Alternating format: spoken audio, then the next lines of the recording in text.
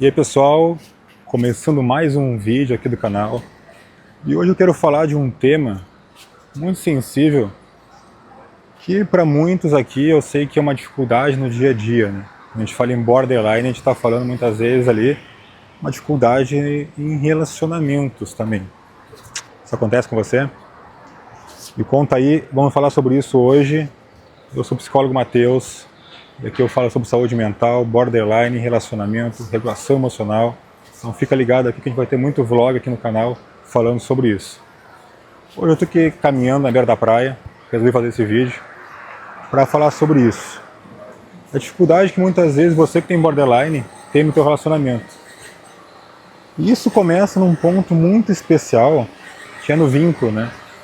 Então, se você prestar atenção assim, talvez no início do teu relacionamento, você não tenha tido dificuldade com isso, né? O teu relacionamento ele fluiu mais leve.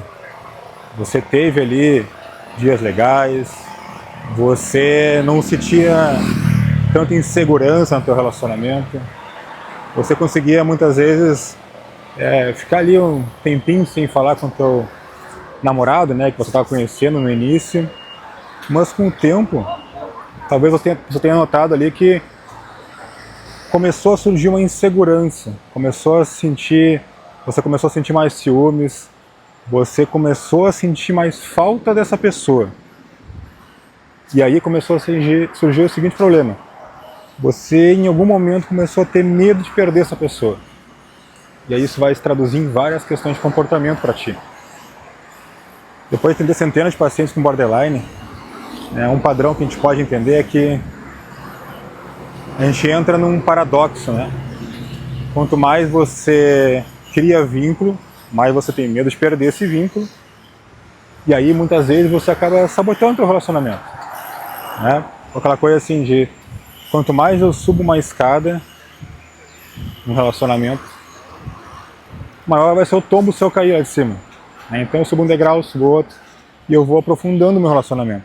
Eu vou mostrando meus pontos mais vulneráveis, ele vai sabendo onde eu sou fraca, ele vai sabendo onde exatamente pode machucar. E aí você vai criando mais vínculo, né? Começou ficando com a pessoa, de repente começou um namoro e tal. Você conhece os pais, né? Aquela coisa assim.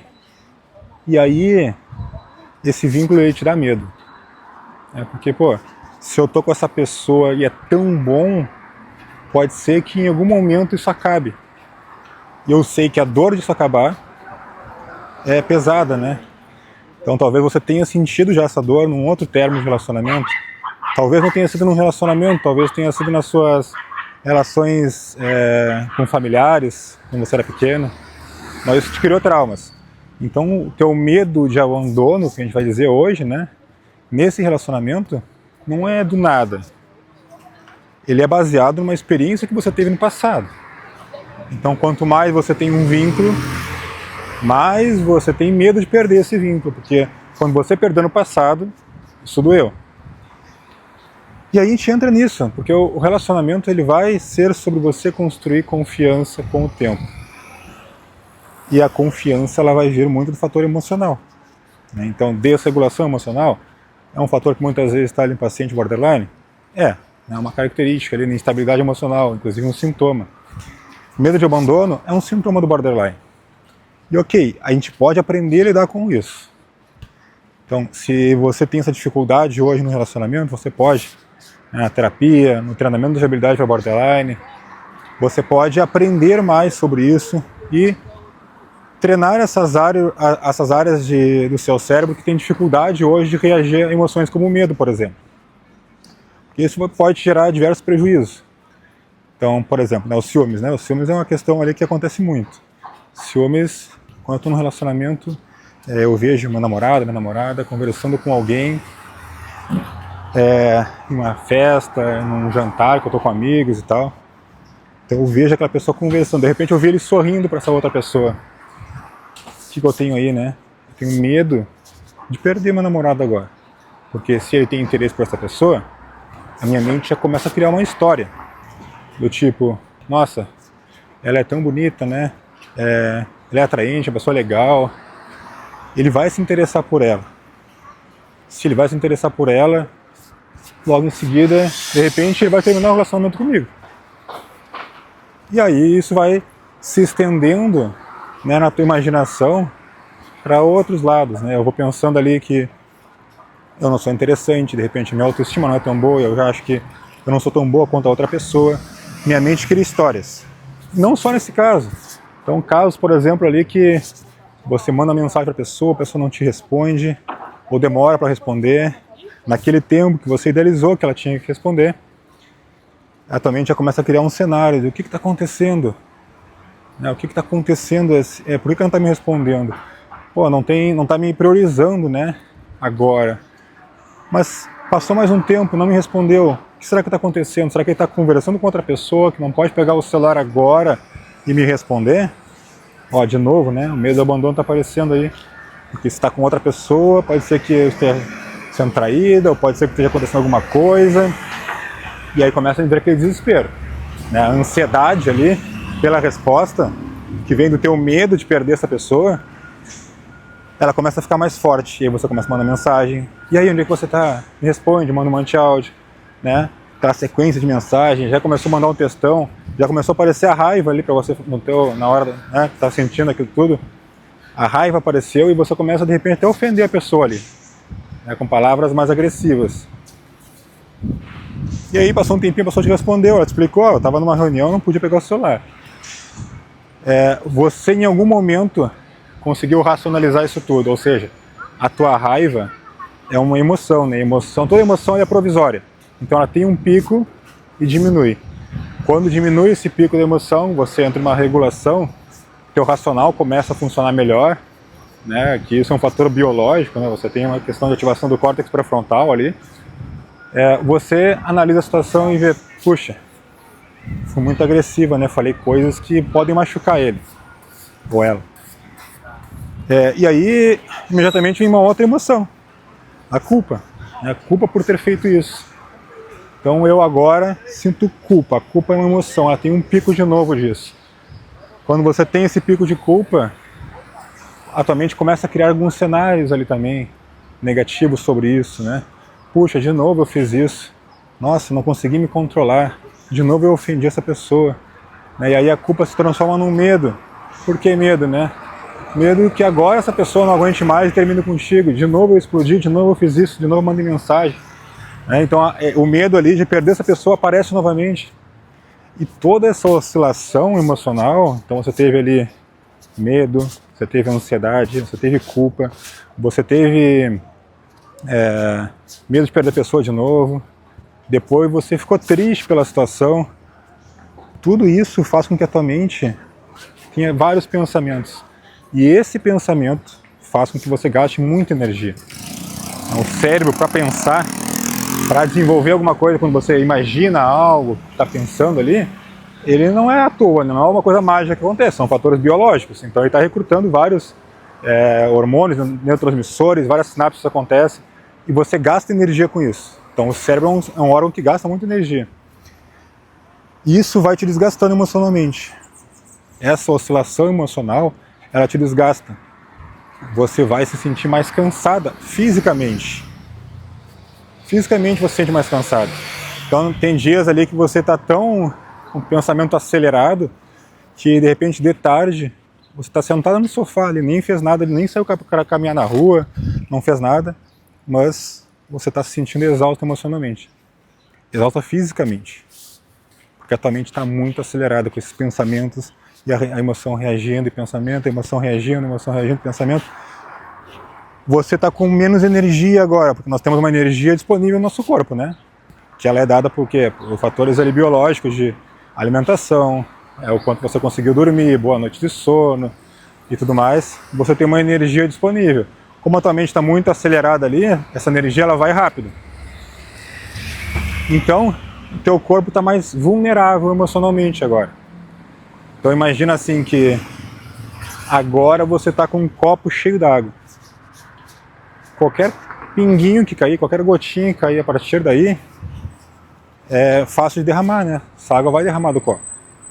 Então depois desses momentos de grande oscilação emocional, de grande instabilidade, você está super vulnerável. E aí o que acontece?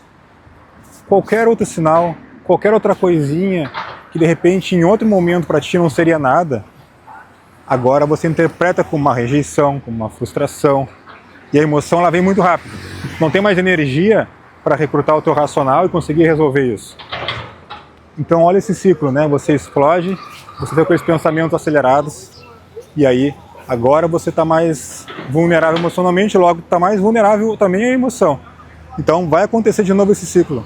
É o ciclo que a gente chama de ciclo da vulnerabilidade emocional. E tudo isso acontece muito rápido, e muitas vezes você diz assim, não tem como, né? A emoção ela vem muito rápido, eu não tenho o que fazer. Ela simplesmente vem, a raiva simplesmente vem, e eu acabo explodindo. Mas é que não vem, a questão é que ela não vem muito rápido, né? É só você que não consegue perceber essa emoção chegando. E também o teu corpo estando vulnerável, isso é mais difícil de acontecer. Tá, mas como é que a gente então interrompe isso, né? Porque afinal, nunca vão ter um relacionamento saudável. Eu vou sempre ficar nessa oscilação, ter essas brigas, ter dificuldade no meu relacionamento. Não. Eu sei que existe um grande preconceito na sociedade sobre borderline. Se você pesquisar aí, aqui no YouTube, ou pesquisar em outras redes sociais, aí você vai ver que vai ter sempre um vídeo falando alguma coisa negativa, né? Até mesmo pessoas que têm borderline muitas vezes postam lá no momento da crise, né, aquela coisa mais intensa, e a gente acaba ficando com essa ideia que é só isso e que não tem meio que salvação, né? Não tem como ter um caminho para isso.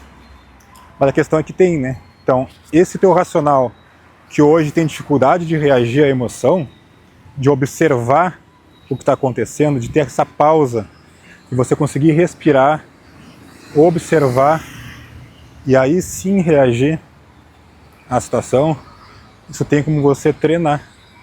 É como você ir na academia. Então você vai na academia hoje, de repente você levantou ali 5 quilos, mas se você treinar várias vezes, né, durante a semana, depois de alguns meses você consegue levantar até 10 quilos. Dobrou o peso que você aguentava ali. Mas por quê? Isso foi uma mágica? Não. Você simplesmente treinou os teus músculos, teu músculo desenvolveu mais fibras, né? Mais fibras foram criadas nesse músculo. E agora, quando você puxa o peso, você tem mais resistência mecânica, né? Você tem mais fibra ali para conseguir levantar aquele peso. E a mesma coisa que acontece quando você treina a tua mente para conseguir reagir a essas situações de estresse, né? Principalmente estresse emocional ali no relacionamento. Você agora vai ter mais capacidade de reagir. Tá, mas como isso acontece, né? Então, de duas formas. Hoje, o que a gente tem de evidência mais sólida para tratamento de borderline, né, é a terapia comportamental dialética, né, a chamada DBT. E a DBT ela trabalha em duas frentes. Primeiro, a terapia individual. Então, são sessões semanais que você faz ali e tal, que você vai identificar esses padrões de reatividade e vai trabalhar algumas habilidades para você conseguir responder essas situações de picos emocionais. Então, aí começa a tua academia. Você começou agora a treinar. Não é uma terapia que você vai simplesmente desabafar ali e acabou, né? Você vai trazer os seus pontos, vai criar um programa ali de tratamento, né? Um plano terapêutico. E aí você começa a cada sessão a desenvolver isso. Além disso, a gente tem a opção também, como forma complementar, de um programa chamado Treinamento de Habilidades. Treinamento de Habilidades em DBT. Eu tenho um programa específico para isso, treinamento de habilidades para borderline. Dá uma olhadinha aqui na minha legenda, que eu vou deixar o link com a nossa próxima turma que está abrindo, que já abriu, né? Vai começar agora dia 16 de julho. Se tiver interesse em participar da minha turma, dá uma olhadinha aqui na legenda. E aí o que acontece? Nesse treinamento de habilidades, são 3 meses ali comigo, que você vai desenvolver essas habilidades com técnicas práticas para você conseguir passar por essas situações de estresse. Não só regulação emocional, tá? Você vai trabalhar ali a questão de comunicação no relacionamento, que é super importante. Vai trabalhar a questão de conseguir ter atenção plena no nosso modo de mindfulness, que vai te ensinar a observar o que está acontecendo, o que de fato está acontecendo, o que de fato é realidade, o que não é coisa que eu estou imaginando, né? E a minha emoção está reagindo agora à minha imaginação. Nossa mente tem muito disso. Um exemplo para vocês. Quando você assiste um filme, e é um filme de drama, o personagem ali de repente morreu, alguma coisa assim, a gente chora às vezes, né? Fica triste. Então você reagiu emocionalmente, com tristeza, a um filme.